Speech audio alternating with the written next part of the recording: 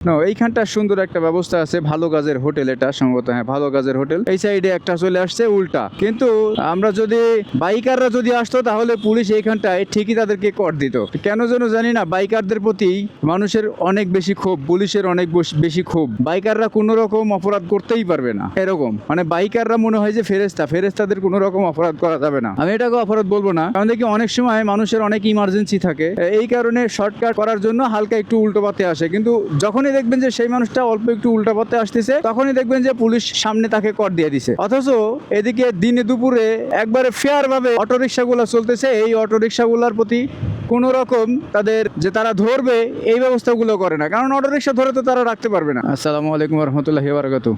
আজকে বেশ কয়েকদিন পরে আবারও যাচ্ছি উত্তরাতে, আর এখন অবস্থান করছি 60 ফিটে। যেতে যেতে আপনাদের সঙ্গে কিছু গুরুত্বপূর্ণ আলাপ করব।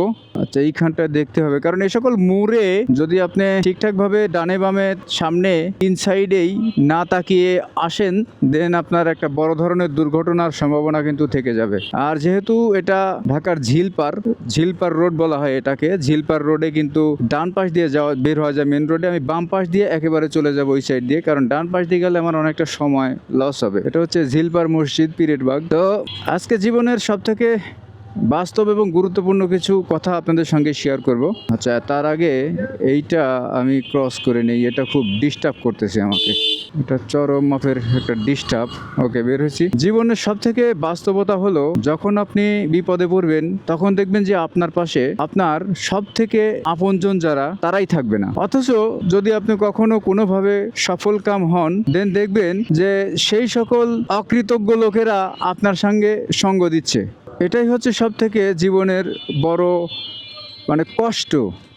কারণ যখন তুমি কষ্টে পড়বে, যখন তুমি অভাবে পড়বে, তখন কিন্তু তোমার সঙ্গ কেউ দিবে না। অথচ সেই তুমি যখন একটু জীবনে সফলকাম হবে, সেই সকল অকৃতজ্ঞ লোকেরাই তোমার কাছ থেকে সাহায্য প্রার্থনা করবে। আর এটা আল্লাহ পাকেরই একটা নির্মম লীলা খেলা, কারণ আল্লাহ পাক ভালো মানুষের সব থেকে পরীক্ষা বেশি নেন।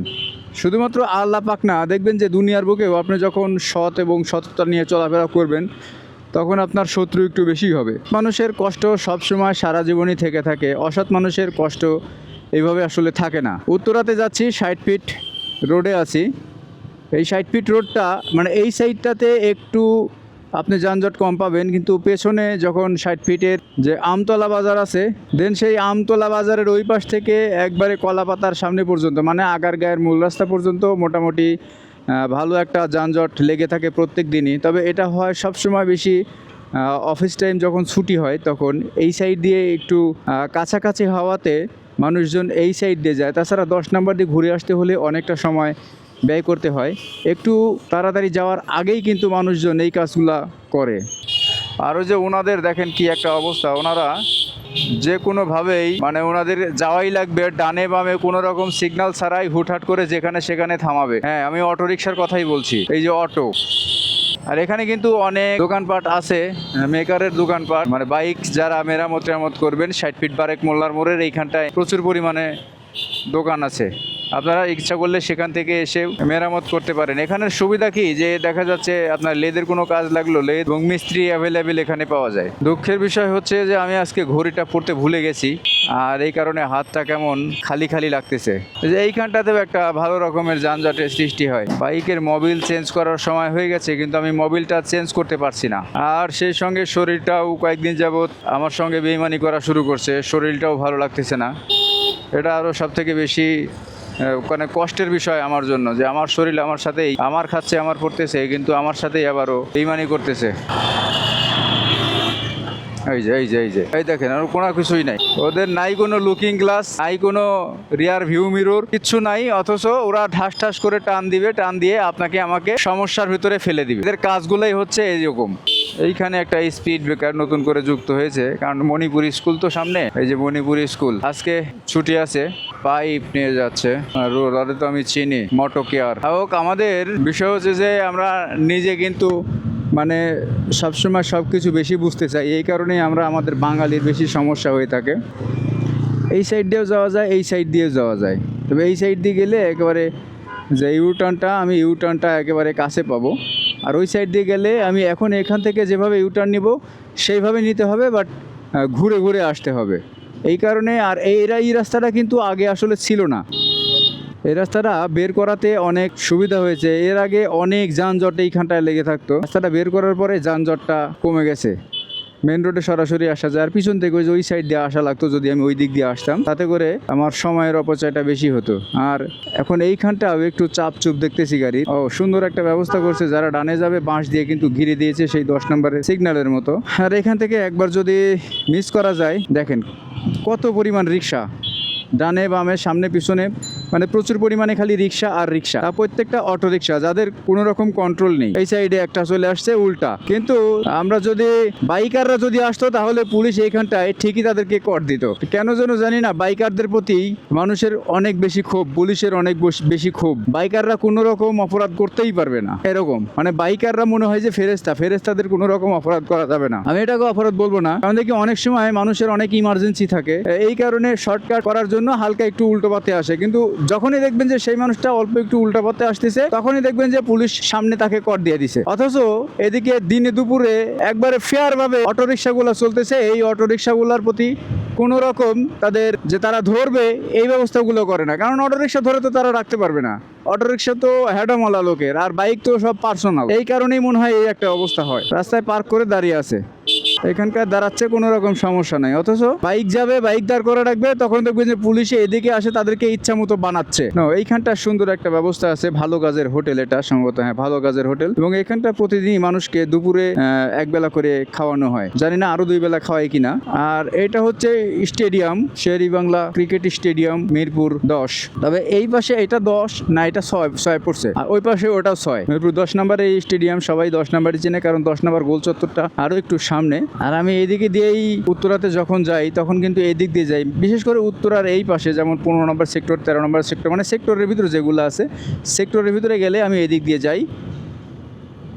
আর যখন সেক্টরের বাইরে যাই, উত্তরা আবদুল্লাপুর এই সাইডে যখন যাই, তখন আমি ডিরেক্টলি আমার বাসার সামনে দিয়ে যখন আগারগা দিয়ে ওই দিক দিয়ে যাই। যানজট না থাকলে উত্তরা যেতে আমার বাসা থেকে ম্যাক্স টাইম 30 মিনিট লাগে, 30 মিনিটের ভিতরেই ওখানে পৌঁছে যাওয়া যায়। আর যানজট থাকলে তো বিষয়টা আলাদা, কারণ মেট্রো রেলের ওইখানটায় আমি একটু জ্যাম পাবো, এটা স্বাভাবিক ব্যাপার। আর উত্তরাতে সত্যিই মানে এত পরিমাণ সুন্দর আবহাওয়া এবং পরিবেশগুলো লাগে, কারণ ওইখানটায় অনেক ফাঁকা জায়গা আছে। ঢাকার ভিতরে স্বাভাবিকভাবে ওরকম ফাঁকা জায়গা পাওয়া যায় না। দেন বিনোদনের উদ্দেশ্যে আমরা পরিবার পরিজন নিয়ে ছুটির দিনে যাই হচ্ছে আগারগাতে, মিরপুর চিড়িয়াখানাতে, এদিক দিয়ে। কিন্তু চিড়িয়াখানায় আসলে প্রতিদিন সেভাবে যাওয়া হয় না, একটা কষ্টেরও ব্যাপার স্যাপার আছে। এই কারণে ম্যাক্সিমাম টাইমে দেখা যাচ্ছে যে শহীদ বুদ্ধিজীবী কবরস্থান, দেন তার পাশাপাশি আগারগা, এদিক দিয়ে কিন্তু যাতায়াত করা হয়। আর এটা হচ্ছে মিরপুর 6 নাম্বার চলন্তে কারমু। এখানে বাইক জোন দেখছেন কি পরিমাণ প্রিমিয়াম বাইক, এরা বহুত আগে থেকে প্রিমিয়াম বাইকের বিজনেস করেন।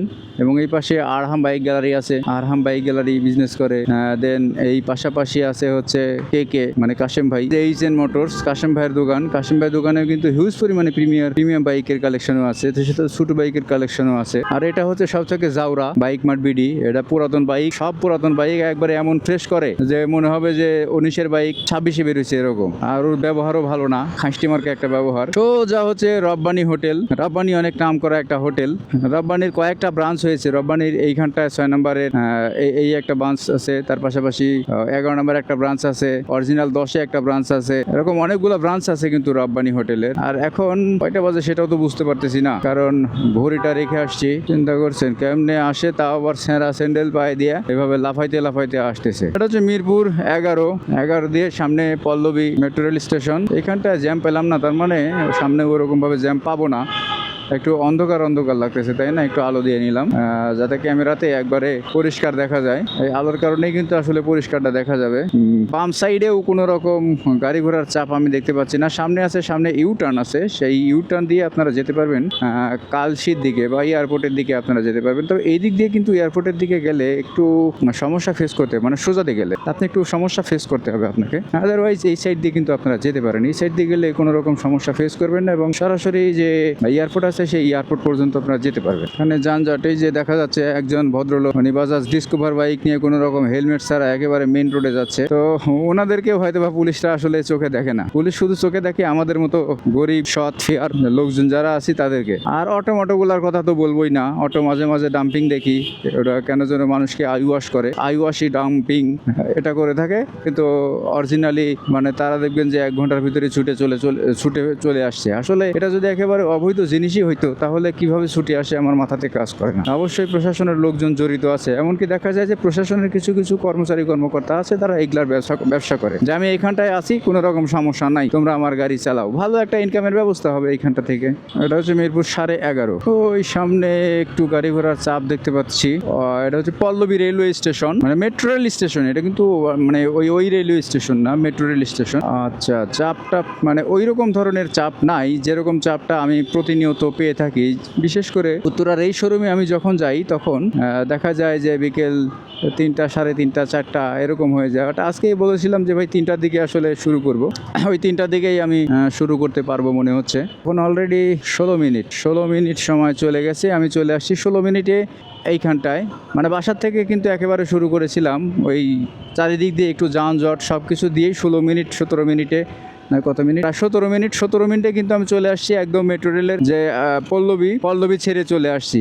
তাহলে এখান থেকে আর সর্বোচ্চ 10 মিনিট সময় লাগবে আমার, এবং ওইখানে গেলে তো অবশ্যই আরও একটু জোরে বা স্পিডে গাড়ি চালাইতে পারবো। তো এই হলো ব্যাপার স্যাপার, মোটামুটি ভালোভাবেই বের হয়ে চলে আসলাম। আর আপনারা বড় ভিডিওগুলা দেখতে ভালো লাগবে না, বিশেষ করে আমারও ভালো লাগবে না, এই কারণে আজকের এখান থেকে বিদায় নিচ্ছি। যদি কোনো টপিক থাকে ভাই এই টপিকের উপরে ভিডিও বানান, দেন অবশ্যই আমি সেই টপিকের উপরে ভিডিও বানাবো।